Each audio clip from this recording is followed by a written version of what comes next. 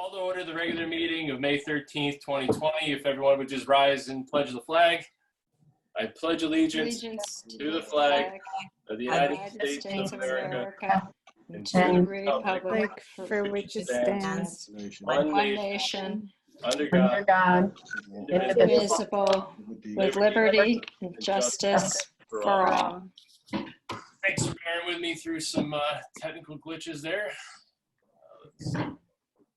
Agenda item number 1, invasive species proposal. Trustee Podlowski and Heidi, who I think we do have here on the line. Mm-hmm. So I wasn't sure, Mike, is it okay in this setting for Heidi and I to both speak, or does Heidi need to wait until after? Oh, we definitely, it's just a workshop, so you guys can speak about whatever. Okay. I unmuted Heidi. Heidi, are you there? Yes, I am. And so's Joe. All right, excellent. Okay.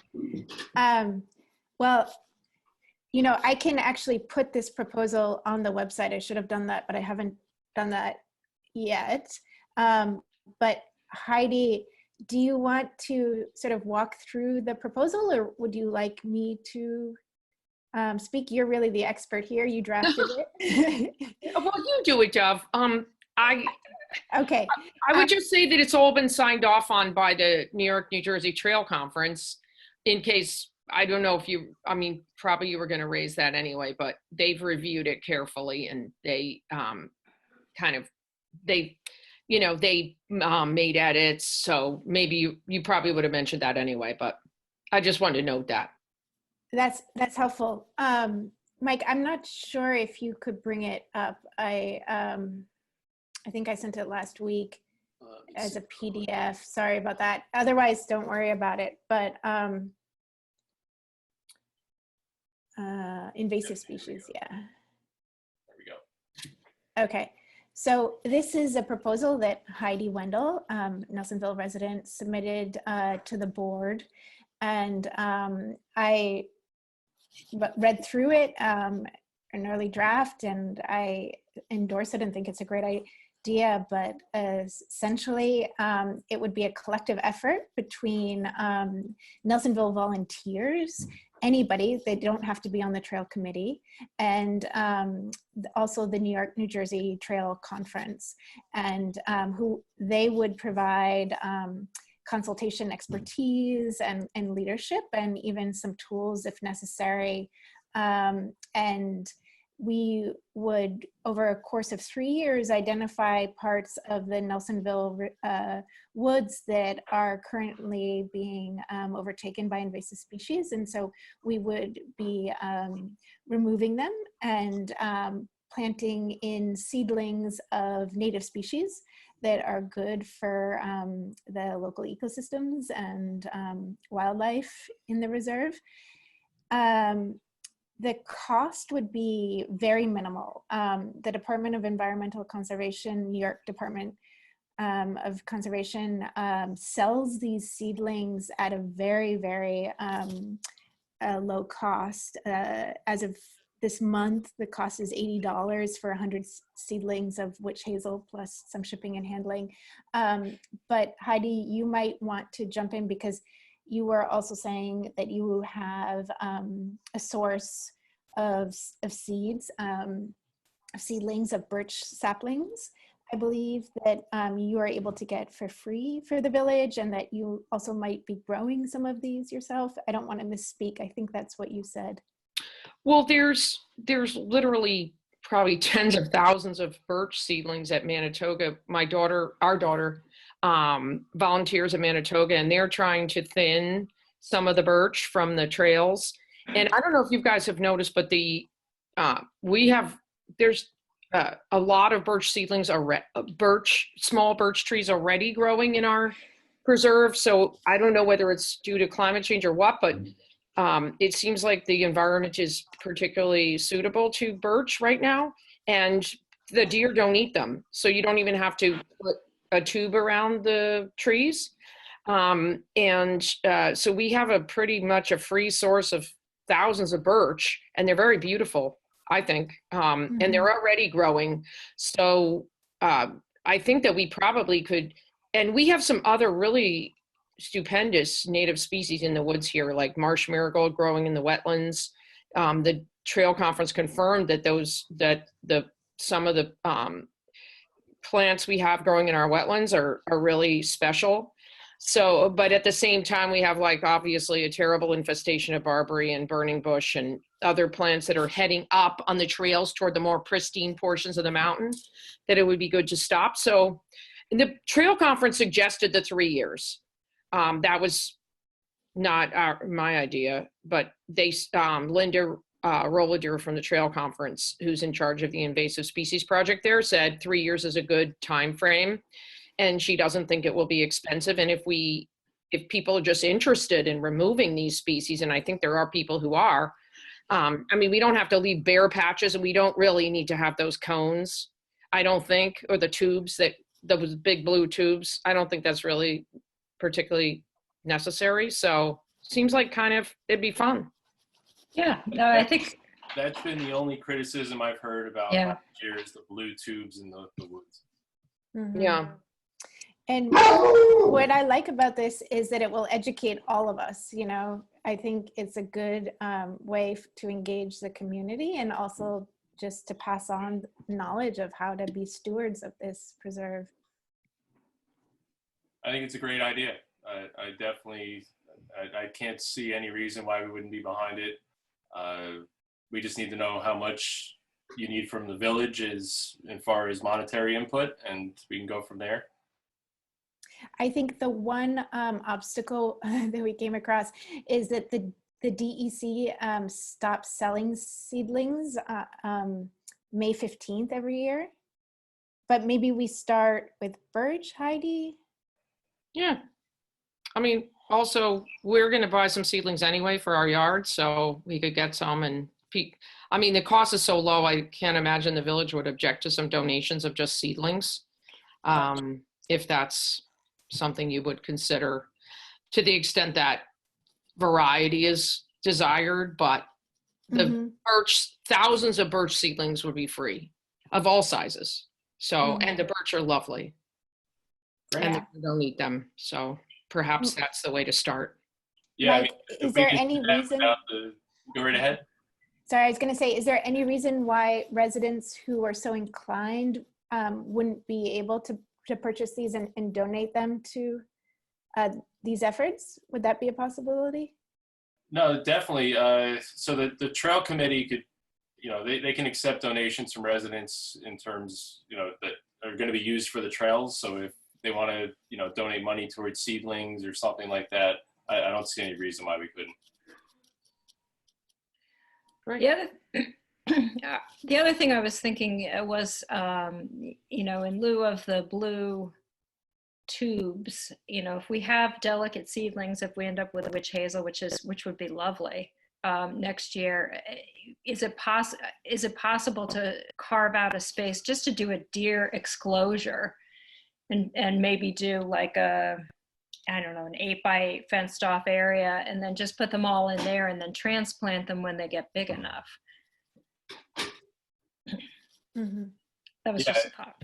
If you know, Heidi, if you think that's a doable thing, I mean, there's, you know, 112 acres. I'm sure we could find a spot for it. But the problem is that, you know, I'm not so worried about the deer as the vandals. I'm more concerned about the people.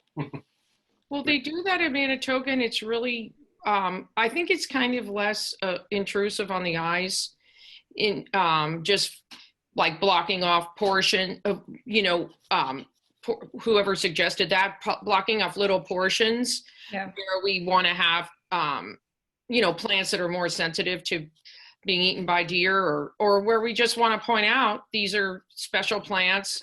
Like one thing that would be really nice to bring back to the forest is toothworts, which we are raising here.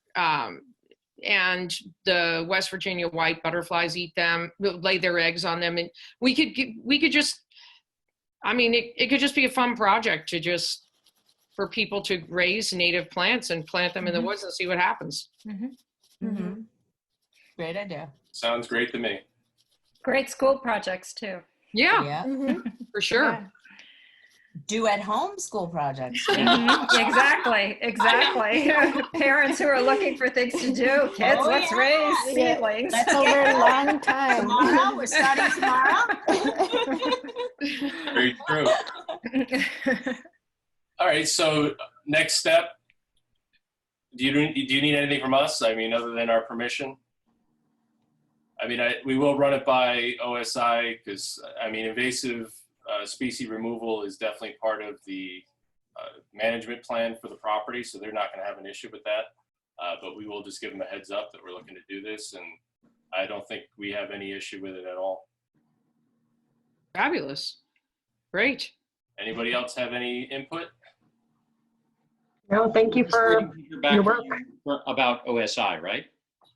Yeah, we could send, well, we were talking about this later on, but as part of the conversation, I'm sure Lisa can, make a contact with Will or whoever our newest liaison is and, just run it by them.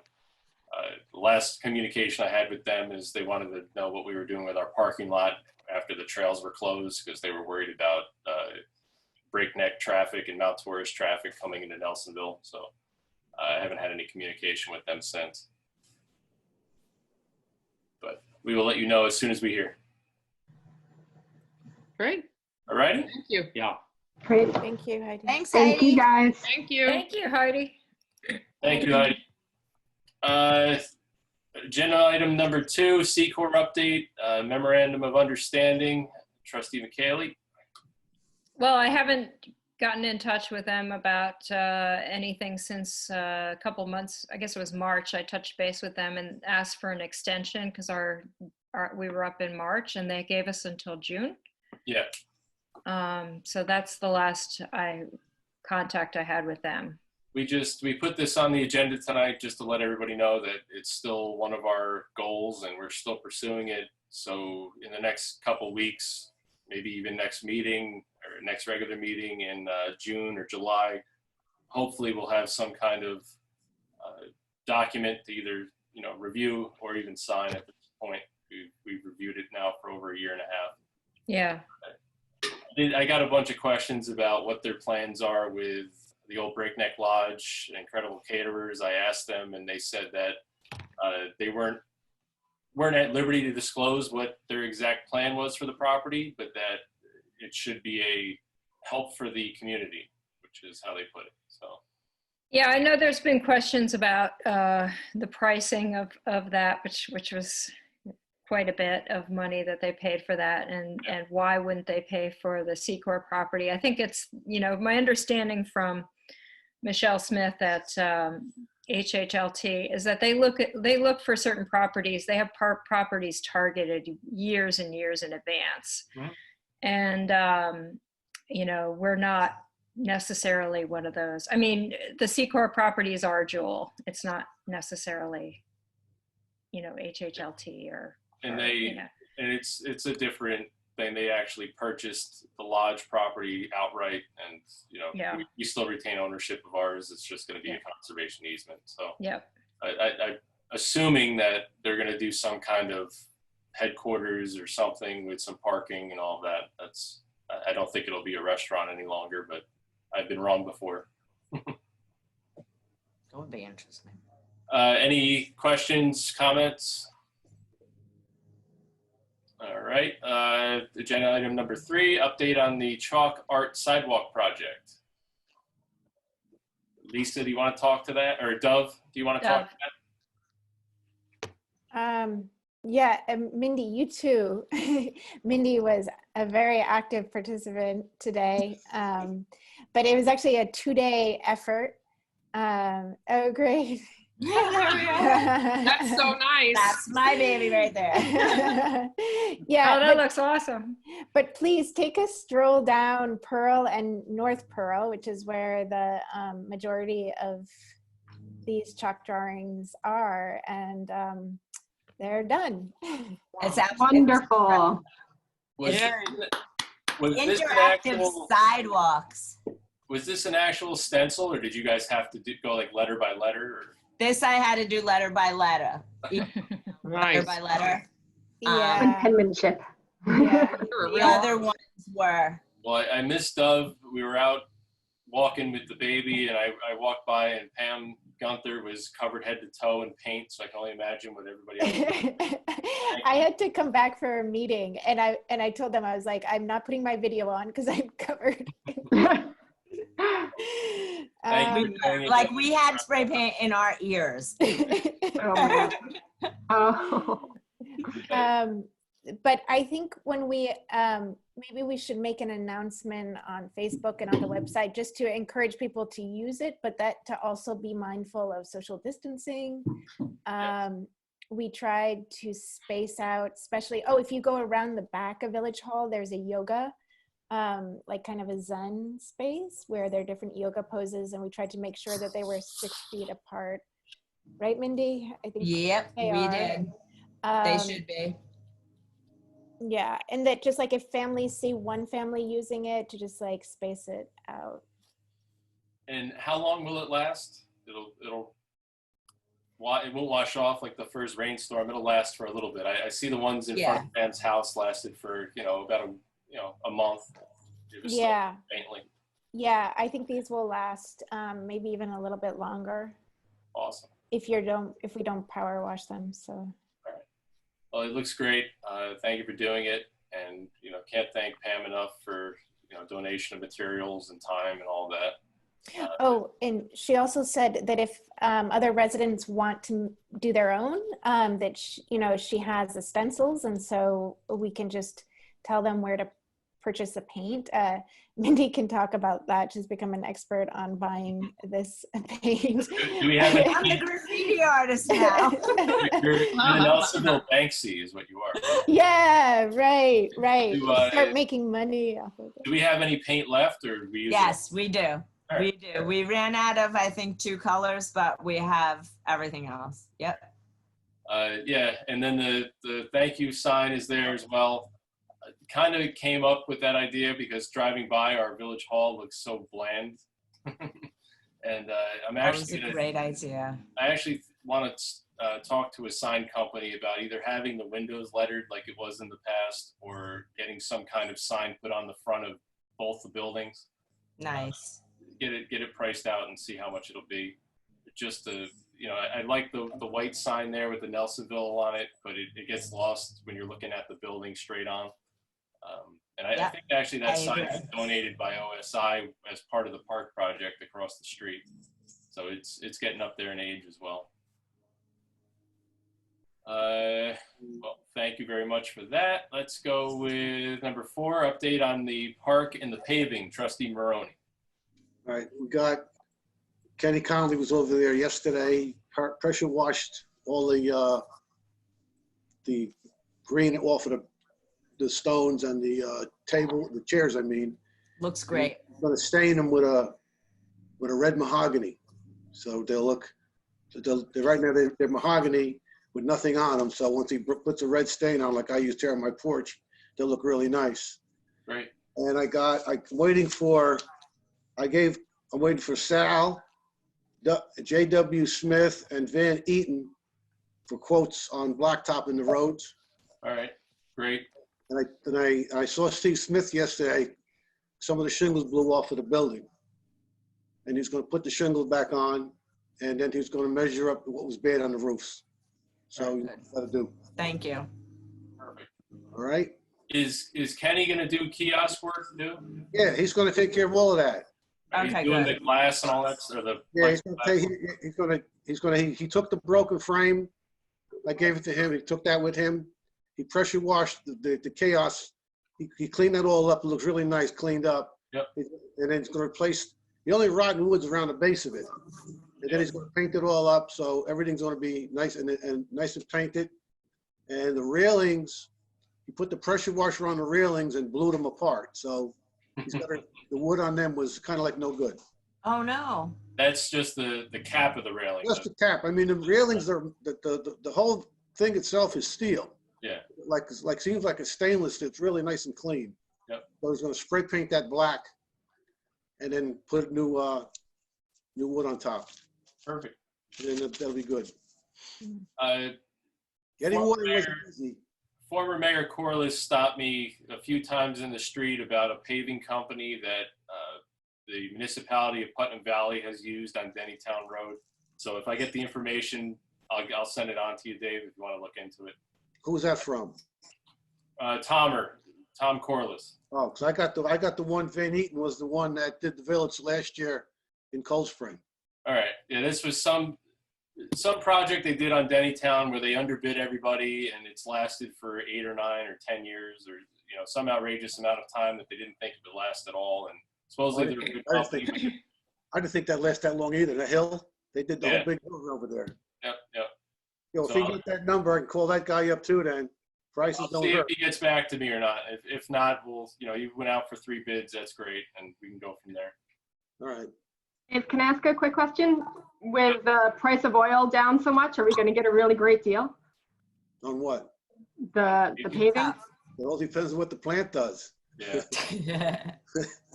That's what counts.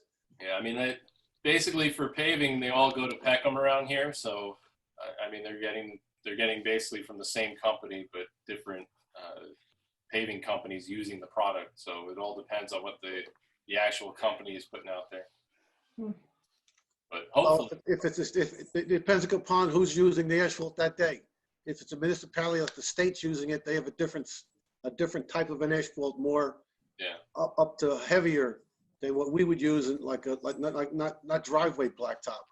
They use a heavier stone, so it doesn't give that big rut through it. Mm-hmm. while we're on the subject, I also looked at those trees at the intersection of Adam and Division.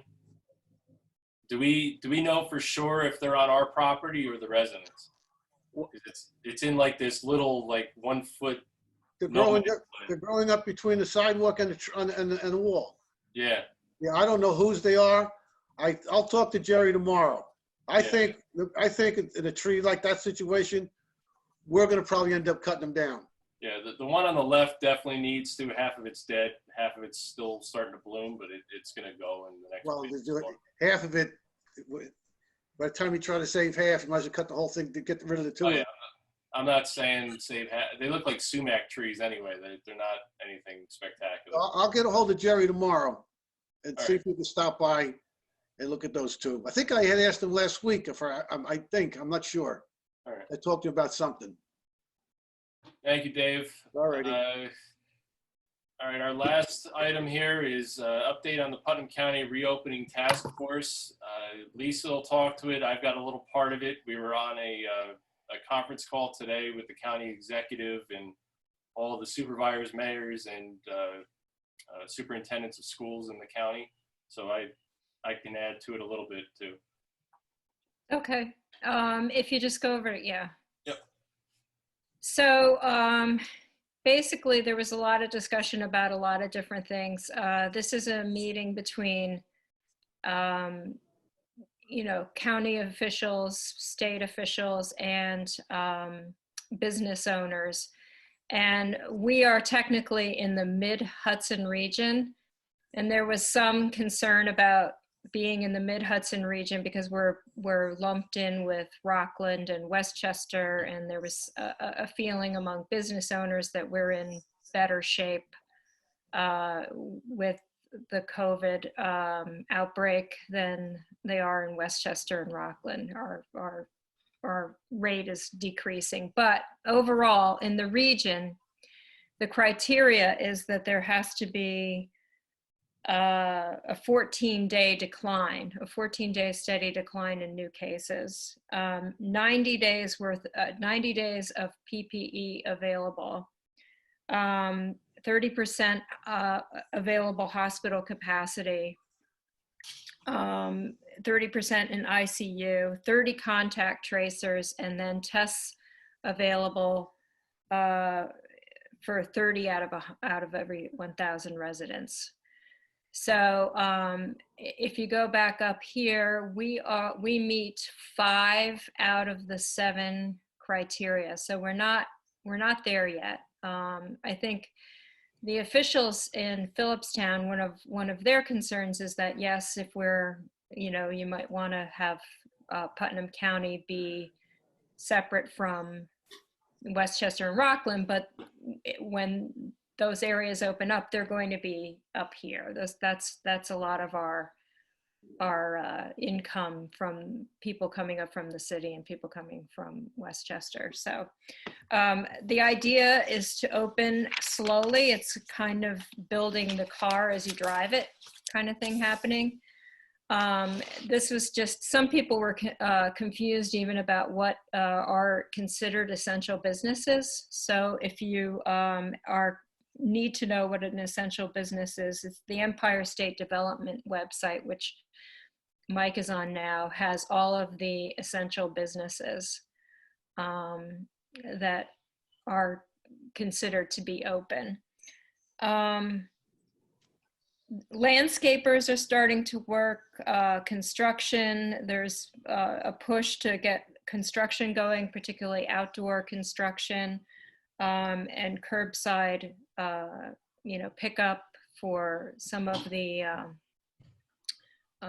shops. I know that Karen's, Kismet of Karen's of Kismet, I always get one way or the other. She's been doing a fairly decent web business with curbside pickup. So a lot of concerns about, those that got the PPP, the payroll protection plan, they've gotten money, but they don't have the capacity to open yet. And so how's that going to work out? And, and then there was also people wondering about unemployment, how they're going to match, I guess, what some of their employees are currently getting on unemployment.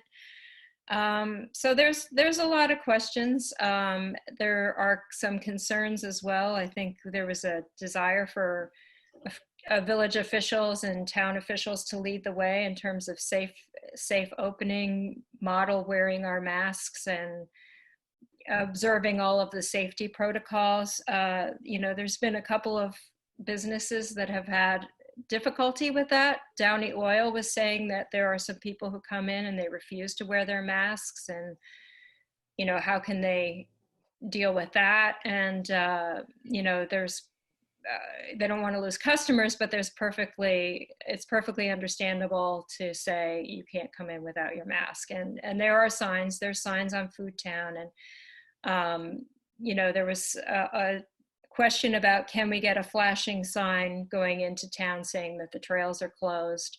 There's somebody looking into that. The income tax has been pushed back till July. Property tax is going to be pushed back. They're looking into some bailouts for municipalities. And, there was concern about the courts. I brought up, I think, Mindy, you could probably speak to where we are in terms of the courts. I know that was a big issue over on the other side of the county in Carmel, where they, and then, That's where they have. yeah. And I brought up Airbnb. It's a source of income for people here. We don't have many businesses, but I will be reaching out to the businesses to ask them what they need to open. Do they need PPE? Do they need face shields? What do they need to help meet the criteria for opening up? And there's been some frustration because the guidelines, sometimes there's like, okay, you can open this up, and then the guidelines come. But again, I think it's just a question of, we're all in new territory. And so the guidelines are being, delivered and conceived of as things are happening. So, basically we're all in this together, and just try to keep safe and keep the guidelines going and support our local businesses with what we can. And there is going to be support for that from Putnam County. So that's it in a nutshell. Today or yesterday, I was notified that there was going to be this mass teleconference meeting with the county executive. Everybody was present in terms of supervisors, mayors, all the school district superintendents. Mary Ellen Odell went through the plan, basically what Putnam County envisions, you know, in support of, with the support of the New York State Governor and Department of Health. They were pushing really hard, Dutchess and Putnam, to be excluded from this Mid-Hudson matrix. Yeah, I don't agree with that. I don't either. And, you know, whatever, they kept making the point that we're not as hard impacted. There was definitely some, you know, there could have definitely been more testing and all that stuff ahead of time. And in the early stages of this, I think our numbers here in Putnam are kind of skewed because of that. But, you know, I'm not an epidemiologist, but, you know, it's pretty obvious when I was on calls with the Department of Health for weeks at a time and there was no testing going on in Putnam County and all of our residents had to go to Dutchess or Danbury for testing. So we are right now in Putnam at 6 out of 7 of the opening matrix, but as a region as a whole, we're at 5 of 7. I mean, one of the interesting things on here is that if you look at these hospitalization charts for, let's see, Mid-Hudson Valley, we are at, you know, just yesterday at 808 patients hospitalized, 243 in the ICU. These parts of the state that are opening, you have 24 patients hospitalized compared to 9 in the ICU. Mohawk Valley, which I think was another one, same thing, 35, 11. Yeah, Finger Lakes is another one, I think. Finger Lakes, let's see, they are even less, or another a little more, 133 and 34. I mean, we are tied to Westchester County for better or worse. A lot of our residents, you know, work there, commute there, whether, you know, they brought the virus back here or, you know, from the trains or however it got here. We're impacted just as much as Westchester, Rockland, Orange, Dutchess. So I'm happy that we're going to be included in this regional opening plan. I think separating Putnam would have caused a whole host of issues that they didn't anticipate. The other part of this, though, from the other side of the county is that Connecticut is planning on opening. So as of next week, Connecticut will be open, but Putnam won't be. So Putnam residents will be going to Danbury to, you know, shop and do whatever, and we'll see what effect it has here, you know, in our county. But that's pretty much what came out of it. Some of the other questions were from the school superintendents wanting to know about the possibilities of having June graduations. I don't think that's going to be feasible, but we'll see. A lot can change in the next couple of weeks, but I think just the way that everything's been going, I wouldn't count on it. We were just talking ahead of time that, you know, I think 2 or 3 of us here on the board work for universities and schools, and, you know, it's going to be a long haul before you have in-person classes back in a concrete, you know, bricks and mortar building. I think a lot of us are going to be online and doing this kind of meeting for a long time. Are there any questions about the reopening? I mean, we have, I don't know how many of the Nelsonville businesses per se have been completely shut down in the last couple weeks because of this. A lot of them are doing takeout and curbside. They're doing, you know, social distance work environments, and they're going to, you know, telecommuting as much as they can. It is going to have an impact on Cold Spring. I know one of the proposals is to waive the sidewalk laws to allow merchants to, you know, have tables and things out on the sidewalks to make the curbside service a lot more easier for people. But then again, you don't want to encourage mass tourism, and they've had that issue in the last couple of weeks. And, you know, we're closing down the dock and Main Street. So. Yeah, I mean, certainly, I'm sorry to interrupt, Mike. One of the things they said was that, you know, you want to go slowly. You want to do this with care, because if you spike again, then you're back to square one. Yep. Yeah. So. And I'll be honest, I mean, just speaking frankly, is I am, I guess, shocked at how many people, residents, even friends that don't necessarily believe in the virus or that it's as impactful as it is. And it's just, I can't wrap my head around it. And just to your point, I hope everybody's, you know, wearing their masks and taking every precaution necessary, because we all know someone that's been impacted, you know, locally or has lost their lives, and it's just, it's disgusting. And I don't know. I don't even know what else to say about it. If you don't believe in this, I can't help you. Right. I can say something. Exactly. Go ahead, Dave. Across from me is, it's Airbnb, and it's like it's not supposed to be, but Yeah. on weekends, it's a different group all the time, and none of them wear masks or nothing. And, you know, you get the 6 to 8 people in that house. Which house is this? Laura's.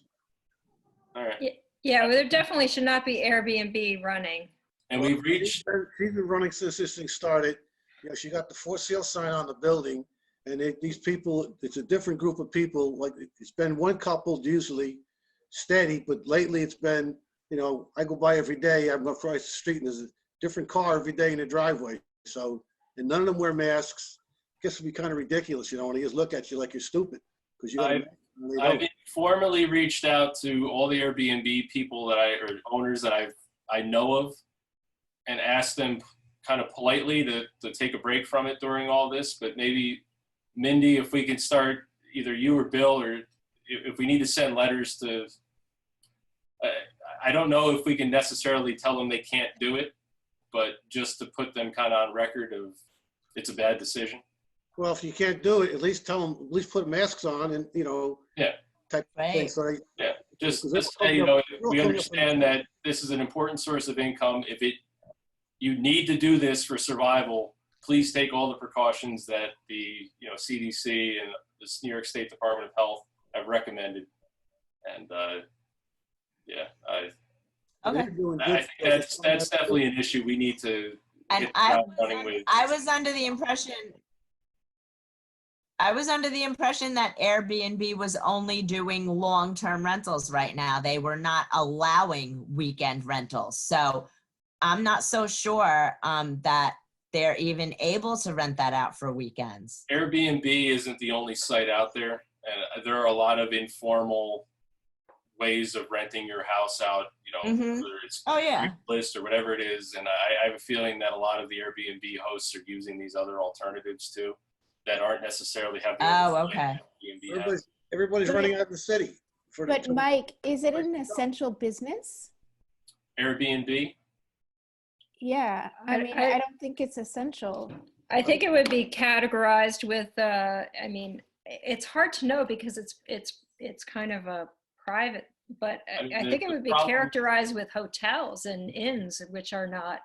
the problem we have though is, you know, technically Airbnb is illegal by our code now, but we have no way of enforcing it. So, I mean, to send the building inspector there now on a weekend and throw the people out, and I don't know what legal footing we have right now to do that. But this is, you know, definitely this whole situation has highlighted the need to really take a good hard look at Airbnbs and short-term rentals when everything calms down, and you know, put in some regulations to oversee this more. Follow-up question from the audience. Sure, hold on one sec. Are we all good now with the unpause New York and all that stuff? Anything from the board? All right, we'll open it up to the public. Go ahead.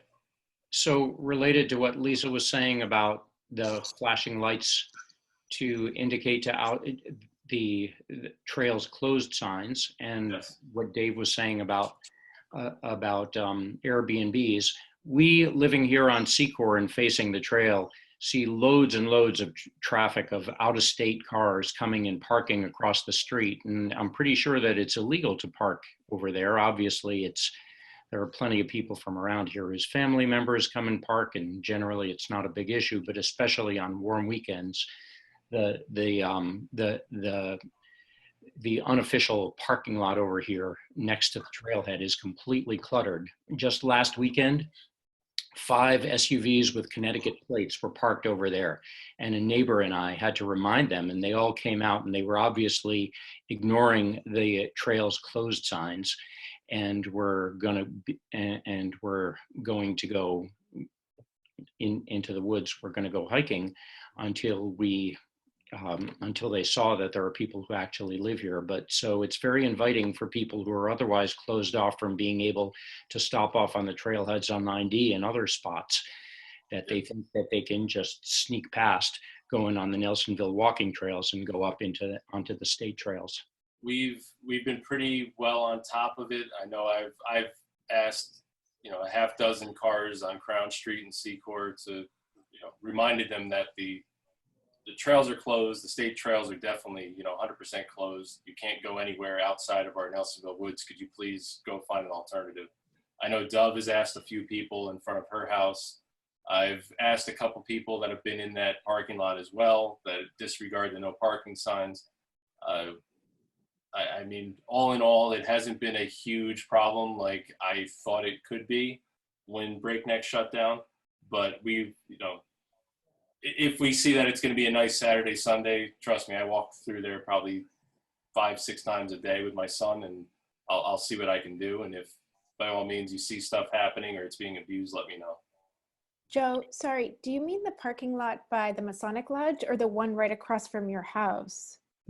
Yeah, I was being facetious. There is actually no parking lot across the street from our house. I just mean that cars park on the lawn right here next to in front of the trail. It's a de facto parking lot because this is where everybody parks, but it's, Okay. it's people. Are there no parking signs there?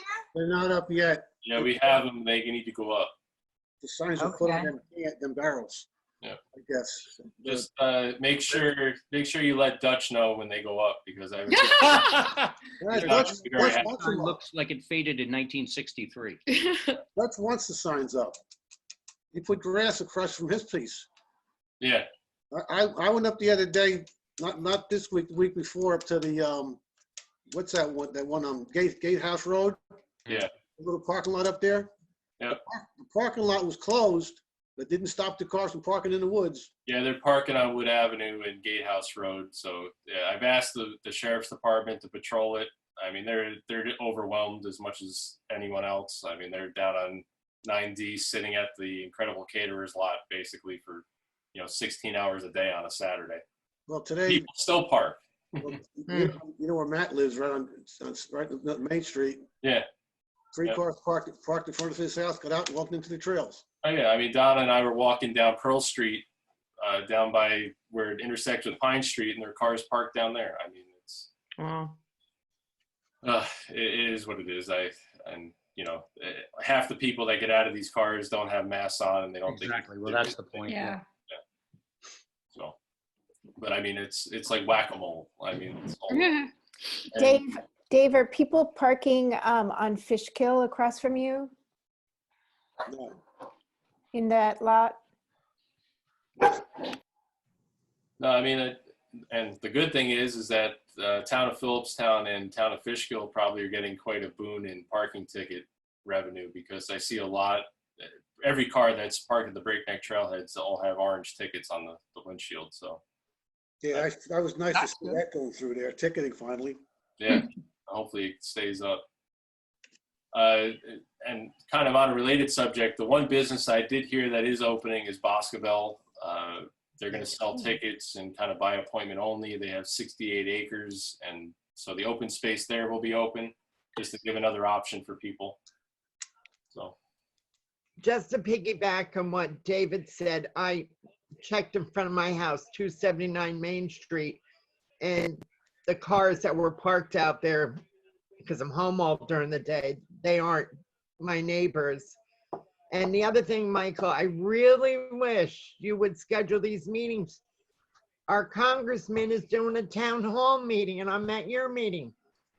I'm not listening to Congressman Sean Patrick Maloney. So I'm doing this back and forth.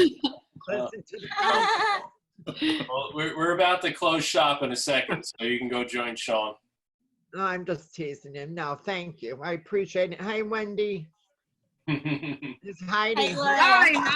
Hi, Gloria. How are Gloria. you? Good. It's good seeing everybody. Good to too. see you. And then the other thing was the food drive that got posted on Facebook. If anybody has anything from that list that they can donate, there is a real need, both in Phillipstown, but definitely on the other side of the county as well. And the United Way has been working really well with all of the municipalities to get that up and running. And the Phillipstown food pantry has also been doing a great job with food collection and, you know, just helping out as much as possible. The Matchmakers Guild, I mean, there's so many people. I mean, for every person that I'm kind of disappointed in, there's 10 people who rose to the occasion and really came out, and the good part of the community kind of outweighs the negative. So I'm happy to see that, and I hope everybody else is having the same experience. So on the motion of Gloria having to get over to Sean Patrick Maloney's constituent meeting, is there any other business we need to discuss? Could it be possible to not have the texting after 10 o'clock? Say that again? Texting, maybe it's the way the waves go around here, but I get a lot of the emails and the texts that are sent in amongst us. I get them a lot, like 10:30, 11 o'clock. I don't think I've sent any that late. Huh? I don't know. I don't think I got any texts that late. I got one the night before and I got one last week. You know, it's just There was one night we were emailing, you even said, oh, we're all burning the midnight oil. Dave. Oh, all right. Yeah, that was about, Or leave it in another room. Sometimes we do our best work at midnight. I'm not going to throw anybody under the bus, but Chris Winward, you're a late night texter and emailer. I'll tell you. I'm guilty too. We're juggling the kids' schedules. I mean, it's the only time to really get any real work done. So We're not on a kid's schedule though. we'll do our best. And a retired schedule. Sorry, Dave. Sorry, guys. All Can I right. put in a plug for the big garbage pickup day? When is that? June 5th. Fifth. I got to get that in the paper. Yep, June 5th is the spring cleanup. Yes. Great. And as far as we know, there's no plan to delay it or anything, so it should be good to go. Nope, should be good to go. And it's one of the big perks that we get from our garbage contract, so everybody take advantage of it. Big day of the year. Yes. Jeff Amato's favorite day, because he goes around and he gets everything from everywhere. All right. Nothing else? Is there a motion to adjourn? Make a motion. There's a second? Second. All those in favor? Aye. Aye. Have a good evening, everybody. You too. Take care, everyone. Bye. Be safe.